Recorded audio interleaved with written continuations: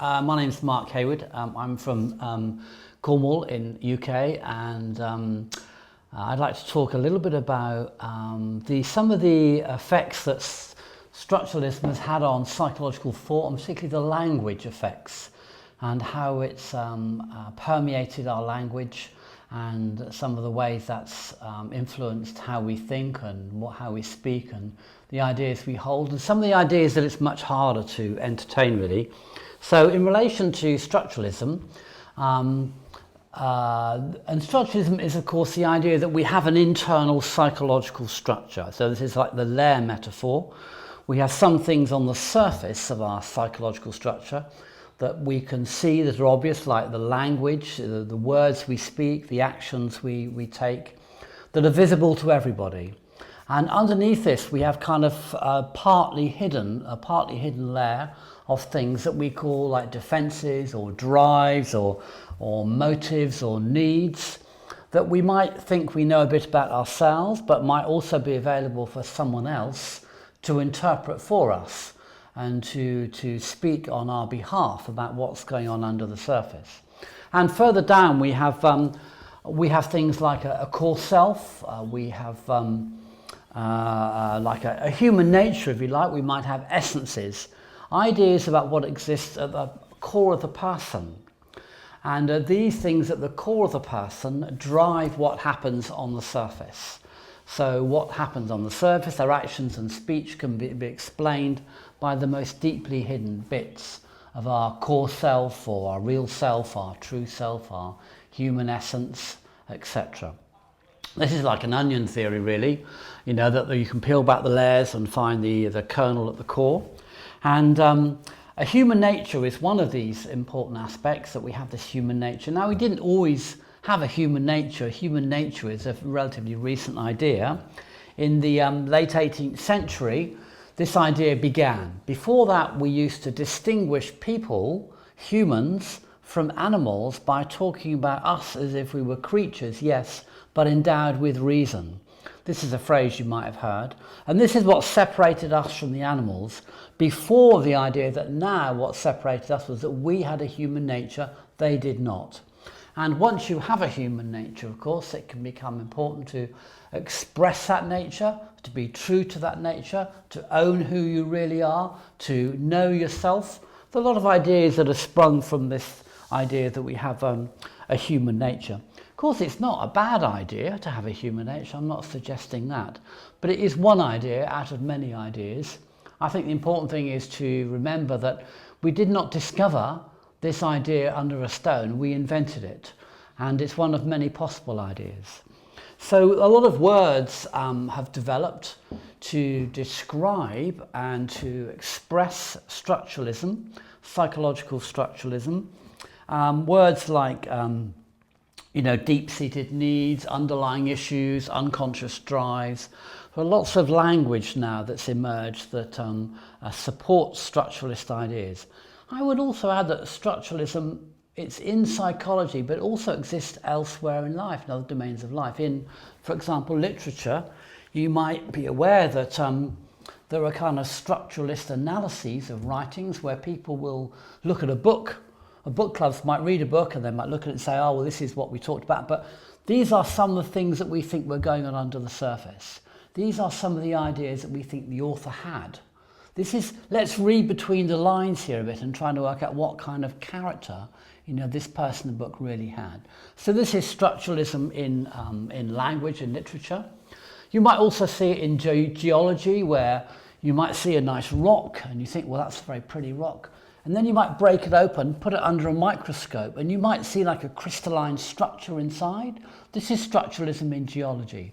So it's an idea that what exists at the centre of something explains what goes on at the surface, and is more important what's on the centre. So in the development of structuralist ideas, lots of examples of aspects of life have been imported into Western psychological thought.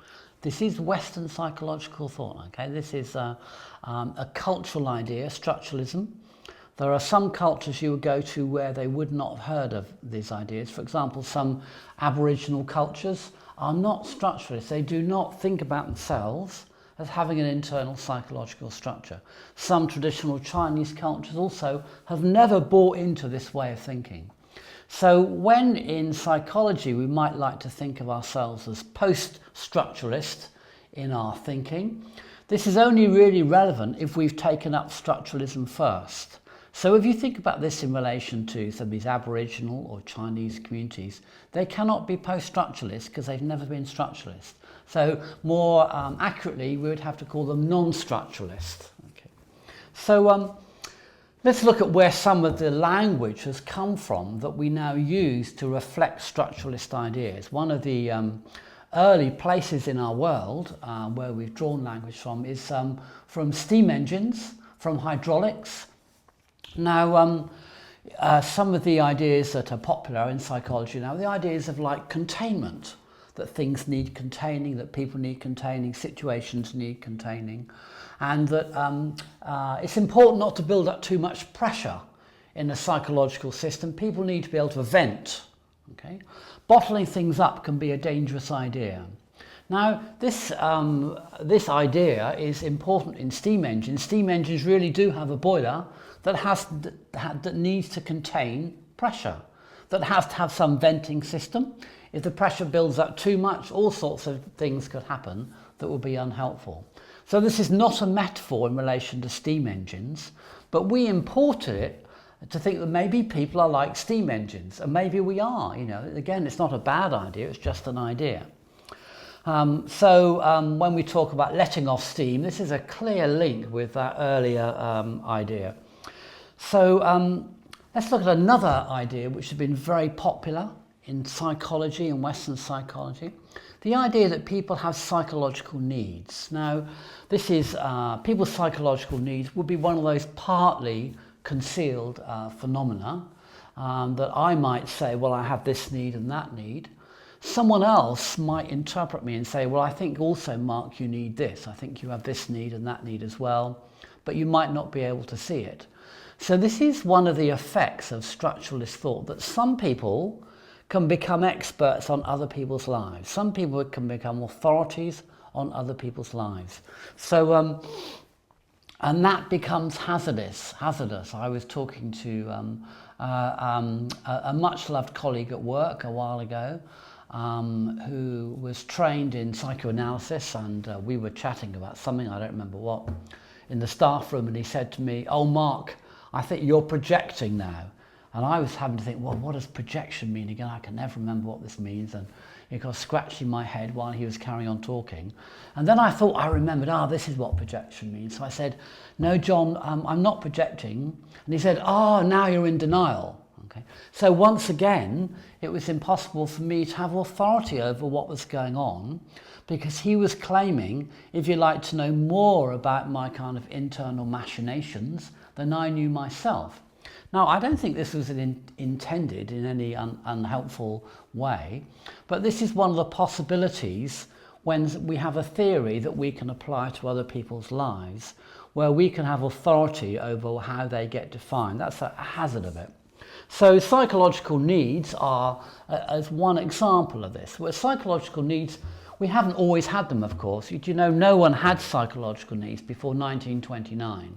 1929, needs appeared, psychological needs.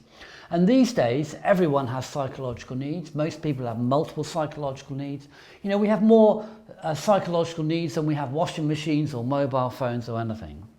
What happened in 1929, you might ask? Well, what happened in 1929 was that the appreciation of physiological needs, the idea that we have needs for water and warmth and food, shelter, and without those needs being met, life cannot be sustained. This has proven to be a fairly reliable idea, hasn't it? And we imported that into psychology and thought, well, maybe we have psychological needs too. Now, again, this is an idea that can be quite benevolent in its application. It also can be quite hazardous if we think we start to know more about other people's psychological needs than they do, or if we think this is the only theory, this is the only way to explain something, that everyone has psychological needs. So you might think, well, this is just like language, it's just words, you know, it's not facts, it's not reality. But the point is that you know, through language we construct reality, we make up life, and to think it's only words, it obscures that, you know, that what shapes life is actually the language that we use. Through this we define what reality is.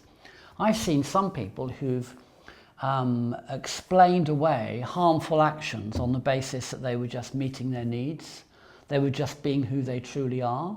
It was because they were like their father, or because it was in their genes.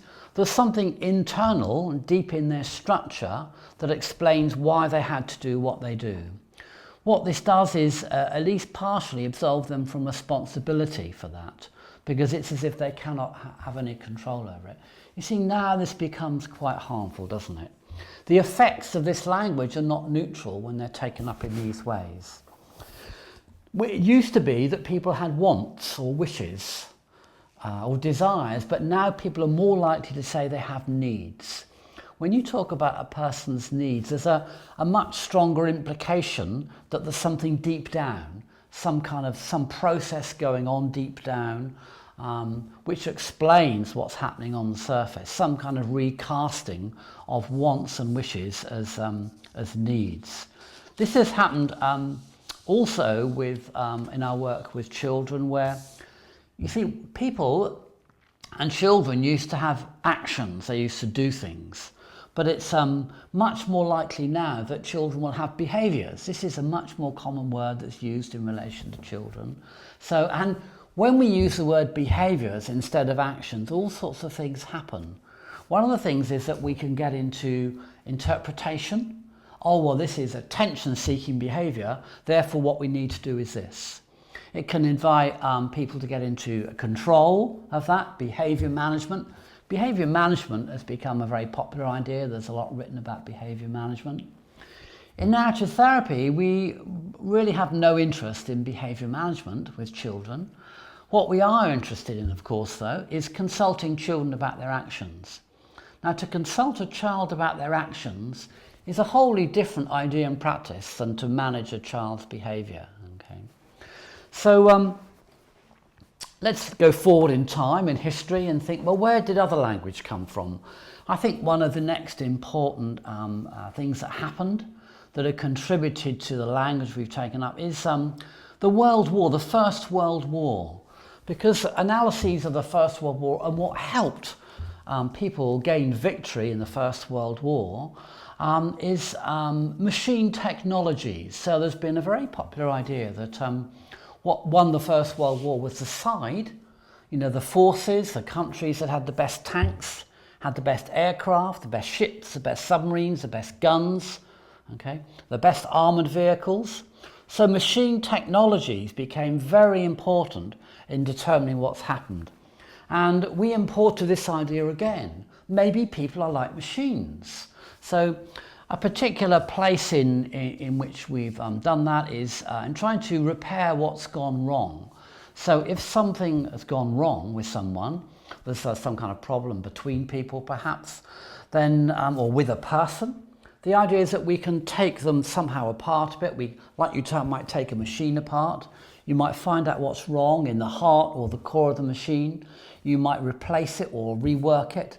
You might put new gaskets in. You might re-oil the machine and you put it back together, fire up steam again, and on you go. So what we now have is a process of working through that. And the idea that we have to work through problems has come from that. This is about machine technologies.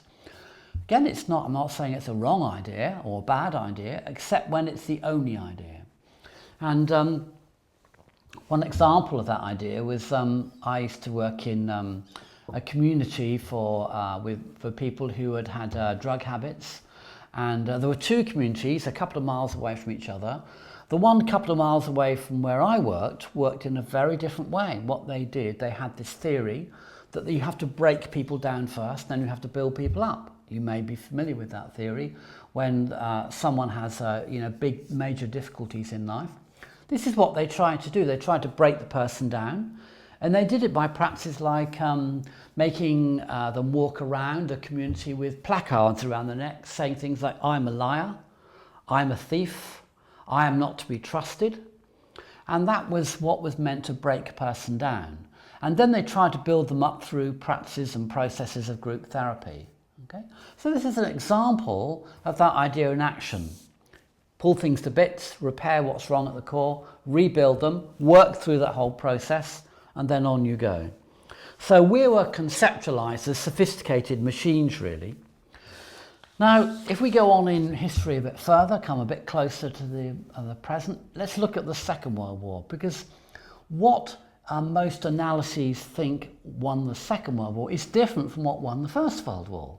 So in the Second World War, a lot is attributed to the success in communication, in information technology. How do you vector your bombers 500 miles over enemy territory so they can drop their bombs in exactly the right place? Well, you need information, you need communication, you need beams focusing over the enemy territory. How do you develop radar so you can spot the enemy coming in? Okay? How can we have ciphers that cannot be deciphered? And how can we construct deciphering machines so we can work out what the enemy is planning to do? So this was not an idea about processing energy anymore, which from the First World War was about processing energy. Now it's about processing information. Communication is the focus, and one of the ways that showed itself in our psychology is the popularity of ideas about communication breakdown. This has been very popular, particularly in couple work, the idea that communication has broken down. These people need to be helped to develop better patterns of communication, more honest, more open, more appropriate, whatever. And so this is a task that many therapists, particularly couple therapists, have taken on to help people communicate better. This is not about undoing something now and kind of redoing it. It's about how do you steer things correctly. It's about have we got the best feedback mechanisms. Okay? So of course, when you encourage people to communicate honestly and openly and more completely and fully, there are hazards with that. I wonder how many friendships would really be sustained if the friends were completely open about what they thought, completely honest about everything that had gone on. This can be a hazardous idea. It's not a bad idea, again, but when it's the only idea, it's limiting. It's limiting the possibilities for us and for them. Now, I think communication breakdown had its sort of heyday in probably the 1970s, 60s, 70s, 80s. I think now it's been replaced with ideas more about like relationship dynamics. This is more an idea that's used to think about what's gone wrong in relationship or relationship issues. In fact, these days I think it's more just issues. Most people, you may feel that you have issues in your life. This is a very common idea, we have issues. And I'm sure that will also be replaced as time goes on with some other idea to characterize problems with people.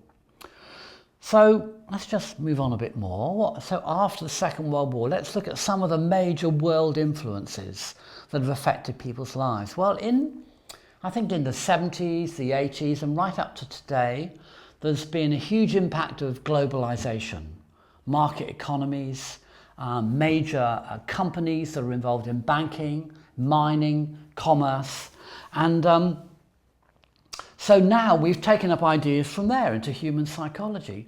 Now we talk about people having resources, don't we? Well, maybe we do have resources. Minds really do have resources. This is not a metaphor with the minds, they have resources. We have taken up ideas about people having assets. Now, banks really have assets, but maybe as a metaphor that people have assets too. We have taken up ideas about people having strengths. Well, maybe we do have strengths, but the problem with all this language is that if you have strengths, you're also liable to have weaknesses. If you have assets, you're also liable to have deficits. If you have resources, there's always a chance you can be mined out, you can be empty. So, do you see, this still relates to container metaphors okay, to the measurement of things being limited. And it's more benevolent, of course, than some of the earlier ideas, but nevertheless it's limiting. These ideas also relate to the effects of modern liberal theory, neoliberalism, which has really, I think, been the foundation for most democracies. Now, by neoliberalism, let me just contrast it with classical liberalism. Classical liberalism thought about the person as if they could hire themselves out. They're like as if they were a taxi. I can rent myself out to this other company. That's how I think about myself as that kind of resource. I can rent myself out. In neoliberalism, people don't so much think about themselves like a taxi. They think about themselves like a business. Okay, so now we're a business. If you're a business, what do you need to do? You need to market yourself. You need to have the best publicity. Okay, you need to develop your business, so you have to get into education, improve your business. Okay, you have to insure your business because it's quite valuable. So these are ideas we've taken up now, and identity has become now more of a private property. Okay, neoliberalism is very strong in the idea of people private ownership of things. So now our identity is to do with ourselves. And what we're encouraged to do is to own ourselves, be true to ourselves again. And when times are hard, to dig deep for those resources buried under the surface. This is a mining or agricultural metaphor, to find something that can help us in the dilemmas we face. What we're getting into here is self-cultivation. We want to improve ourselves like you might improve a land in our agricultural metaphor. So, how should we be? What is the way to be valued as a person under neoliberalism? Well, it's really to be an independent individual. It's about self-encapsulation, the encapsulated self. So we're self-possessed, we're self-controlled, we're self-confident, we're self-reliant. This is about the individual, and we have to be self-improving and self-fulfilled. And this is how you gain value in neoliberalism. This is what gives people a grant of worth, if you like.